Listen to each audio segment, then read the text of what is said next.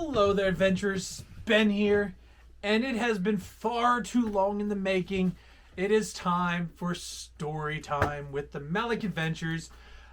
This series, you're mainly only going to see me here as we curl up and snuggle with a good book and just enjoy our time together. I'm in my bathrobe. I'm ready for snuggle sleepy time. But before we get too far into that, make sure you like the video, subscribe, and comment down below any suggestions on what you want to hear for story time. Drop them down there in the comments below. But first,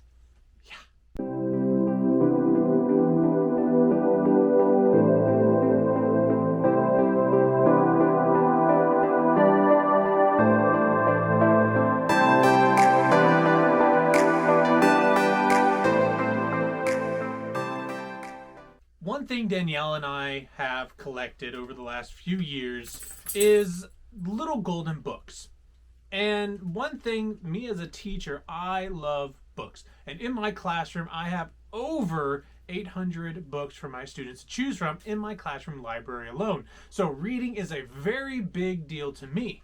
And I'm really good at doing read-alouds as well. And so another reason why I wanted to do this for you guys as well is if you get tired and don't want to read a story to your kids at night, just turn on Melick Adventures Storytime, fast forward a little bit, drop a like, and just have me read a story to them. But without further ado, our first story of Storytime with the Melick Adventures is going to be Disney's Lady and the Tramp. Lady and the Tramp. Lady was a lucky little cocker spaniel. She had everything a dog could want. Her beloved owners, Jim Dear and Darling, had pampered her since puppyhood. They gave her the tastiest tidbits to eat and the softest bed to sleep in, and they showered her with affection. Lady returned this kindness by waking her master each morning with a gentle lick on the cheek, and while he was at work, Lady stayed close to her mistress, protecting her from possible harm. But one day, everything changed.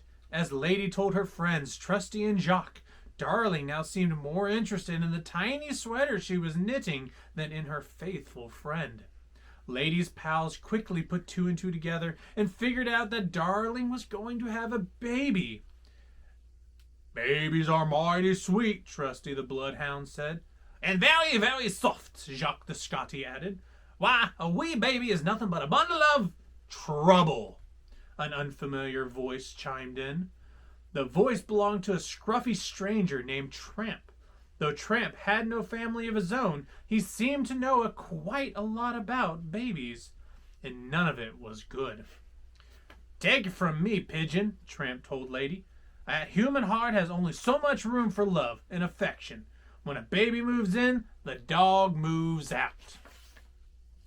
Although Tramp's words worried Lady, she couldn't believe that her family would ever be unkind. And once the baby was born, Lady saw just how wrong Tramp had been.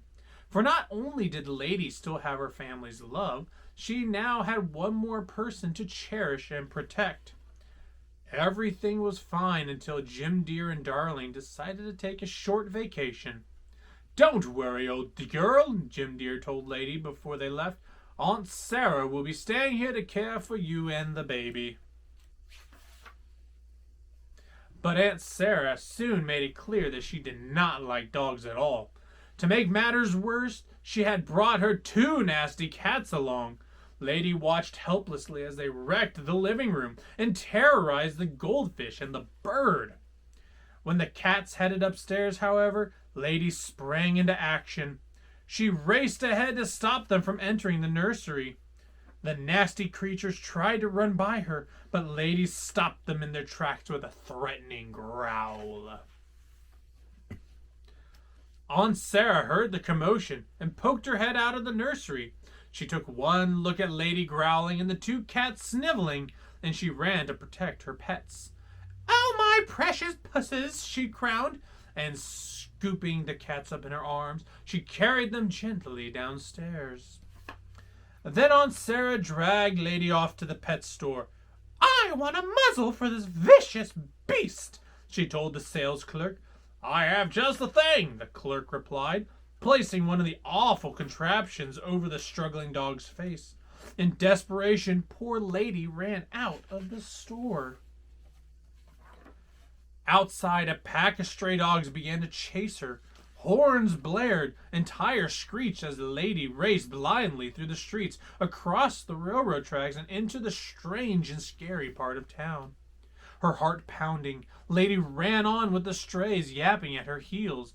Just when she felt she couldn't take another step, a brown ball of fur rushed to her side. Biting and barking, Tramp fought off Lady's attackers until every last one had turned tail and slunk away. Tramp helped Lady remove the hateful muzzle, and then she told him her tale of woe. "Poor Pidge," he said when she had finished her story. "You sure had a terrible day. What you need is a night out on the town to cheer you up." Tramp led Lady to a quaint little Italian restaurant. There they shared a delicious plate of spaghetti and meatballs, while musicians serenaded them with a romantic tune. After dinner, Lady and Tramp took a moonlight stroll. When they came to a patch of wet cement, Tramp scratched a big heart in the middle and placed one of his paws inside it. Lady did the same. A silvery moon was high in the sky when the two tired dogs finally snuggled up under a tree and fell asleep. When they awoke the next morning, Lady was horrified to realize she had spent the whole night away from home. "Aw, Pidge," Tramp said, "there's a big wide world out there just waiting for us. Why go back at all?" "Because my family needs me," Lady replied, "and I need them. Besides, who will protect the baby if I'm not there?" Tramp had no answer for that. He simply bowed his head in defeat, and even though Lady was sad to leave Tramp, she could hardly wait to return to her family. But when Lady got home, an angry Aunt Sarah was waiting for her. "I have a special place for you now," Aunt Sarah snapped as she led Lady to a doghouse in the backyard. "This should keep you out of trouble," she said, chaining Lady to a stake in the ground. That night, Lady was moping around the yard when a big gray rat scurried out of the woodpile, scampered up the porch railing, and darted into the upstairs window. "That's the baby's room," Lady cried. She dashed forward but was jerked to a painful halt by her chain. Lady barked frantically to attract Aunt Sarah's attention. Aunt Sarah finally appeared at the back door, but only to yell at Lady. "Stop that racket," she said, before slamming the door again. Just then, Tramp raced into the yard. He had heard Lady barking and had come to help her once more. "There's a rat in the baby's room," Lady said, and with no thought for his own safety, Tramp ran inside to get the rat. Tramp reached the nursery in the nick of time. The baby lay sleeping in the crib and the rat was ready to pounce. Tramp struck first. Fur flew and furniture fell as dog and rat tore around the room. The rat was fast and fierce, but he was no match for Tramp. By the time Aunt Sarah burst in, there was no sign of the rat, just Tramp in the topsy-turvy room. Aunt Sarah thought that Tramp had been after the baby, and she quickly called the dog catcher. "Don't come back, you vicious brute!" Aunt Sarah warned as Tramp was carried off to the pound. As soon as Lady explained what had happened, Trusty and Jock took off after Tramp. They chased the dog catcher through the dark and stormy night. When a taxi appeared out of the fog, the dog catcher's horses reared up and the wagon toppled over. Jim Deer and Darling were in the taxi. They had come home and discovered the rat. It was clear then that Tramp had been protecting the baby, and they went after him. He was a true hero. Jim Deer and Darling decided to take Tramp into their home. "This is where you belong," Jim Deer told Tramp. "You're part of our family now." And soon Lady and Tramp had a family of their own. 3 pretty pups who looked just like their mother. and one mischievous scamp who clearly took after his father. Ha! I hope you enjoyed that story of Lady and the Tramp. And we will be back next Saturday with a brand new story. And until then, make sure you drop a comment down below. If you have a request of a book that you want to hear read, make sure you hit us up in the comments down below or on our Instagram as well. Until next time, friends, make sure you stay safe, stay magical, and keep reading. We'll see you on the next one.